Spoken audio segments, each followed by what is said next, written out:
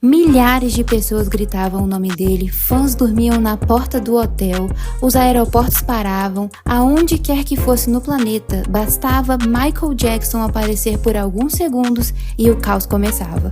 Ele era conhecido como o rei do pop. Alguns ainda o chamavam de o homem mais famoso do planeta.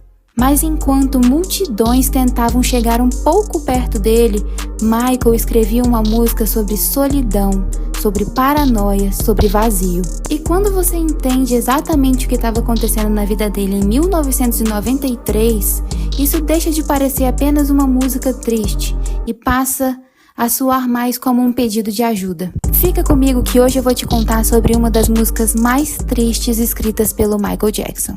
O ano era 1993 e ele prometia ser grandioso, viu? No decorrer dos primeiros meses, ele recebeu prêmios importantes e até cantou para presidentes. Ele tinha feito uma das apresentações mais históricas de intervalo no Super Bowl. Naquele momento, parecia impossível que a sua imagem fosse abalada. No entanto, a metade do ano chegou e com ela uma reviravolta que foi tão surpreendente como um soco na boca do estômago. No dia 21 e 22 de agosto que foram iniciadas oficialmente as investigações em relação às alegações feitas contra o Michael Jackson. Durante esses dias, a polícia realizou buscas nas propriedades do cantor, mas eles não encontraram nada que o incriminasse. Então a estratégia mudou um pouquinho.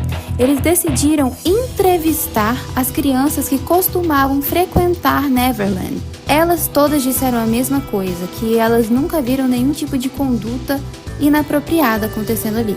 E isso pode fazer parecer que tudo bem, então tudo vai se resolver, né? Não encontraram nada, as crianças defenderam ele, então tá tudo certo.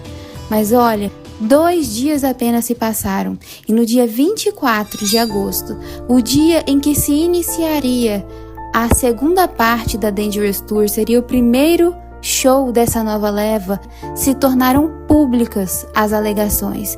E o que antes estavam só lá na delegacia, só com o pessoal da polícia, se tornou público para a mídia mundial. E o que deveria ser o auge da sua carreira acabou se tornando o início de uma das eras mais difíceis e sombrias da sua vida. E de repente, Michael Jackson não era mais um dos maiores artistas do planeta, ele era o centro de uma tempestade midiática global. E olha, o que tá ruim pode piorar, porque pouquíssimo tempo depois veio uma traição inesperada. LaToya Jackson, irmã do Michael, veio a público dar declarações contra ele. As acusações eram muito vagas e nenhuma evidência nunca foi mostrada, mas para a imprensa naquele momento isso pouco importava. Os tabloides transformavam as falas da LaToya em manchetes imediatas.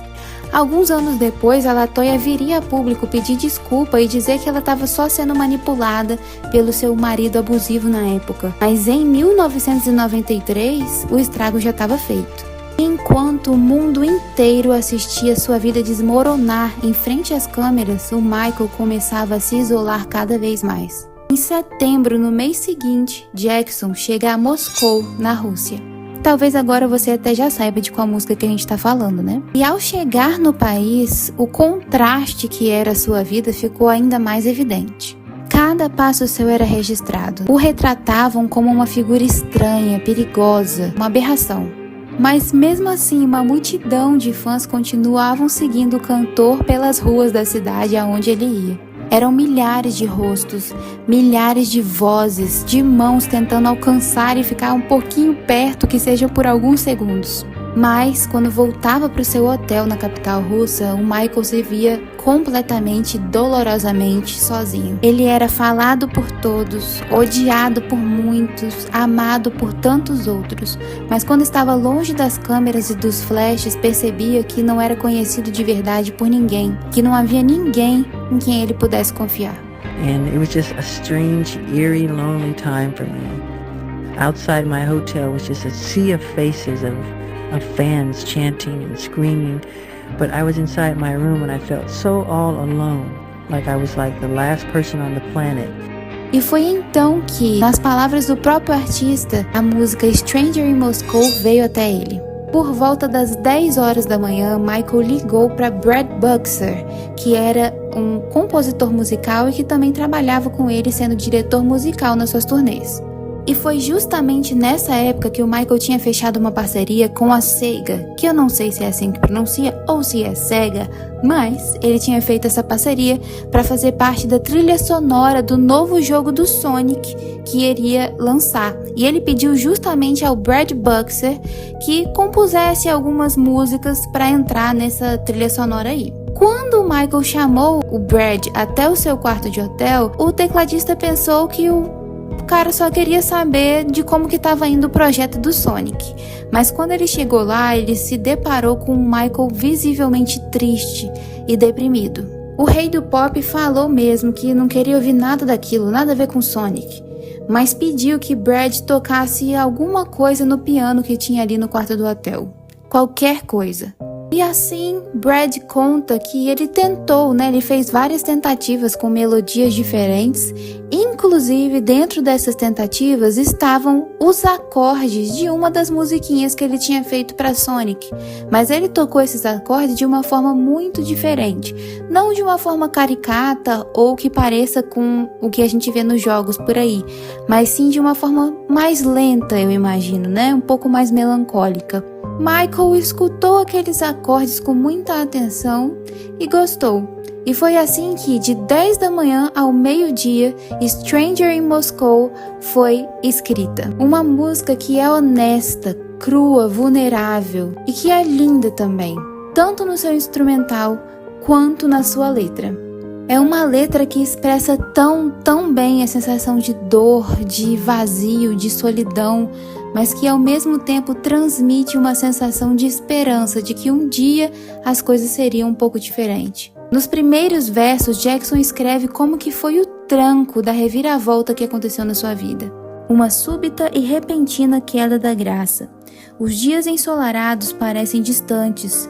A sombra do Kremlin me tornando pequeno. O túmulo de Stalin não me deixa em paz. De maneira muito interessante, o Michael utiliza algumas referências russas para demonstrar como ele estava se sentindo.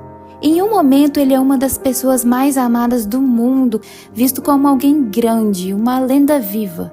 Mas em 93, de maneira súbita, rasteira, o chão é arrancado de debaixo dos seus pés. O grande artista se sentia tão pequeno, tão inferiorizado, que se comparava com a sombra em volta do Kremlin, que é uma fortaleza histórica que fica no centro da capital russa. Essa construção monstruosa, além de ser a residência do presidente, ela também representa o governo. E ao mencionar ela, e logo após também mencionar o túmulo de Stalin, o cantor parece estar fazendo referência a uma sensação constante de perseguição, uma perseguição de algo que talvez ele não consiga nem ver, nem enxergar com os próprios olhos, mas que ele sente.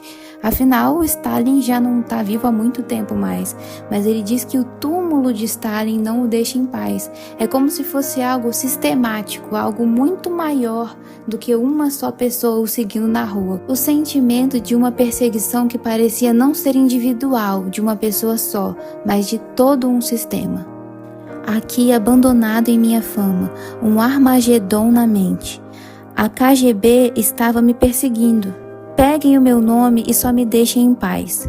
E é justamente aqui que a contradição de Stranger in Moscow parece se tornar mais dolorosa, porque Michael tinha tudo que todo mundo poderia querer ter. Dinheiro, fama, milhões de fãs, todo mundo reconhecia, sabia quem ele era. Mas ao mesmo tempo é como se ele não conseguisse escapar da própria fama. Ele não podia sair de casa a não ser disfarçado e desde criança tinha sido muito difícil fazer qualquer amizade, porque as pessoas só se preocupavam com dinheiro, com fama, com fotos e autógrafos. E até as coisas mais básicas, como sair de casa para fazer um supermercado, era algo que ele nunca tinha tido a oportunidade de fazer. E no último mês, uma das famílias que ele confiava estava na mídia, colocando o nome dele ao lado de nome de crimes horríveis, como se ele fosse um monstro, e até a sua própria irmã havia o traído. Por isso, enquanto milhares de pessoas gritavam o seu nome na porta do hotel, Jackson se sentia sozinho, abandonado dentro da sua própria mente. Abandonado na Minha Fama talvez seja uma das letras mais tocantes que o Michael já escreveu, porque ela demonstra justamente essa contradição que foi a vida dele toda. Armagedon na mente simbolizava a devastação dentro de si, o desastre, o fim do mundo, a catástrofe acontecendo dentro da sua cabeça. Fora do hotel, gritos, o caos. Dentro do seu quarto, a solidão, um silêncio ensurdecedor. E dentro da sua cabeça, um desastre. Era uma contradição constante e dolorosa. E mais uma vez o Michael cita algo sistemático. A KGB era a antiga agência de segurança da União Soviética, que era conhecida pela perseguição contra pessoas que eram ameaça ao governo. Em Stranger in Moscow, essa citação serve como uma metáfora para essa sensação de perseguição pela mídia em 1993, ou até por algo maior. Ao dizer, peguem logo o meu nome e me deixem em paz, Jackson parecia querer dizer, peguem logo o que vocês querem, peguem logo tudo que é relacionado ao grande artista Michael Jackson e me deixem em paz. Que sensação horrível, né? Se sentir perseguido, vigiado, mas ao mesmo tempo sozinho, solitário, sem ter a quem recorrer. Como é o sentimento? Como é o sentimento de estar sozinho e frio por dentro? É como um estranho em Moscou. E quantas vezes a gente já não quis saber a resposta do inverso, né? Como é o sentimento de ser rico e famoso? Michael parece estar nos devolvendo essa pergunta. Será que a gente consegue se imaginar caminhando nos sapatos dele por um dia? Talvez esta pergunta que ele nos faz seja o princípio para começar a compreender ele de verdade. E na verdade, será que a gente mesmo não se sente assim de vez em quando, sozinhos e gelados por dentro? Tenha misericórdia, Senhor. Estamos falando em perigo aqui. Estou vivendo só, como um estrangeiro em Moscou. E no final, os vocais suaves do rei do pop se transformam em um tom ríspido, um grito por ajuda. Não há quem recorrer, não há quem o compreenda, e ele clama a Deus por misericórdia. E novamente essa sensação de perseguição é mencionada, e ele diz que ele está falando de perigo de verdade, eu estou falando sério, é de perigo mesmo que eu estou dizendo. E nas últimas frases da música, ele fala de forma muito direta. A minha vida é solitária, é como se eu morasse em um país que fala um outro idioma, que tem uma outra cultura que não me entende. É como se eu estivesse rodeado de tantas pessoas que parecem tão próximas, mas que estão muito distantes. E o videoclipe expressa isso tudo muito bem. Durante todo o vídeo, o Michael parece nunca estar realmente conectado com o ambiente em volta dele. E mesmo quando ele está rodeado de pessoas, ele está emocionalmente distante delas. Em vários momentos, ele parece estar observando o mundo acontecer. E é muito interessante ver que Michael não é o único personagem que parece emocionalmente isolado no clipe. Existem outras pessoas ali que tem o mesmo sofrimento. Ele não pega essa dor como uma carta de vítima. Pelo contrário, Michael parece reconhecer e compreender que ao redor do mundo tem muitas pessoas com vidas muito diferentes da dele, mas que se sentem de forma muito parecida. Aquela cidade cheia de gente, é como se as pessoas estivessem próximas, mas completamente desconectadas emocionalmente. A própria estética do clipe reforça isso o tempo inteiro. A cidade aparece quase sem cor. O preto e branco deixa tudo mais frio, mais melancólico, mais vazio. O mundo parece mais pesado, mais desacelerado. As pessoas se movem em câmera lenta e a chuva cai constantemente. Moscou deixa de ser apenas uma cidade e se torna o reflexo da mente do Michael. Como se o mundo estivesse girando normalmente enquanto ele permanecesse preso na sua própria solidão. E tem um elemento que é bem destacado no clipe e que aparece de forma até contraditória, tanto no vídeo quanto na letra. A chuva. Em certos momentos a letra diz: de novo e de novo ela vem. Eu só queria que essa chuva me deixasse em paz. Aqui, a chuva simboliza dor, que vem de novo e de novo e de novo, sem fazer questão nenhuma de pausa para descanso. Mas em outro momento, Michael escreve: os dias felizes irão afogar a dor. E de repente, a mesma água que machuca é aquela que cura. No videoclipe, todos os personagens percebem a chuva chegando, mas eles não correm dela, não fogem. Eles deixam que a chuva os molhe. Aquele banho de chuva é uma cena que traz uma certa tristeza, uma melancolia, mas que ao mesmo tempo traz uma sensação de alívio. É como se representassem aquele choro que vem no momento mais difícil, no momento de maior dor, mas que quando o choro passa, o alívio vem, sabe? O alívio chega. E segundo Brad Buxer, quando ele foi chamado naquele quarto de hotel, o Michael estava visivelmente triste, muito deprimido. Mas assim que eles terminaram de escrever a música, o Jackson já estava ficando muito feliz. E pra mim, esse é o sentimento de escutar Stranger in Moscow. Uma música sobre solidão, sobre dor, mas que é como um choro, que traz lá no final um conforto de saber de que em algum lugar, em algum tempo, houve alguém que soube exatamente como era se sentir assim, como um estranho em Moscou.